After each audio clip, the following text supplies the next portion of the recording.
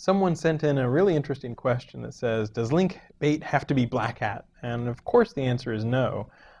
There's plenty of white hat ways to make really interesting link bait, because link bait is just something that people want to link to. So an example can be a resource, open source software, a good service, something that's got a gimmick or a hook that people really like, so they share it with their friends. So I wanted to share one example of white hat link bait that I had seen recently that was really pretty interesting.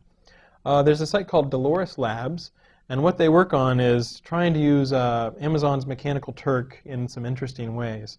So for example, they took the top 200 people on Twitter, and this was a little while ago, so I don't know if they got Ashton Kutcher and CNN and all that, but you know, Barack Obama, Kevin Rose, they got me on the list, Guy Kawasaki, and they said, okay, on Mechanical Turk, Amazon's Mechanical Turk, we're going to give, you know, each person some of his recent tweets. You know, what are the tweets that this person is doing on Twitter? And give me 5 adjectives to describe this person. And it's really pretty interesting. So, for example, you know, for Matt Cutts, I think it was like several different things: snore, programmer, knowledgeable, and cute. So I'll sort of take the cute to cancel out the snore. My guess is my avatar, I had a picture of my cat, so they might be talking about my cat when they say cute. But it's really pretty interesting because, you know, someone like Jason Calacanis was techie, sickly, hopeful, intelligent, whereas Barack Obama was president, winner, Democrat, bore. And so there's all sorts of, you know, like really fun things where people paid these people on Amazon's Mechanical Turk to say, okay, tell me about these top Twitterers.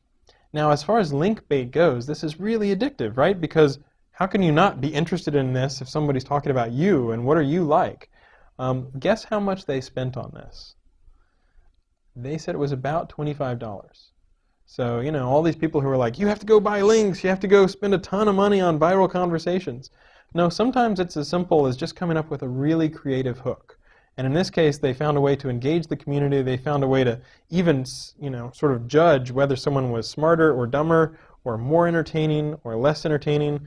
So for example, I was listed as very smart, but really not all that entertaining. It's kind of fun to just look through, and it's very addictive to talk about who are the top people on Twitter and what are they like. Very simple example. Don't just say, okay, now I'm going to go to Amazon's Mechanical Turk and ask people to rate the top Twitterers and, you know, give adjectives, because now that's been done. But if you come up with your own creative idea, you can often fund that idea for very little money, come up with something that people want to link to, add to the conversation on the web, not just, you know, repurpose or republish or rehash old ideas or old opinions, and give something that people get excited about. And that's the sort of way that you can really attract links.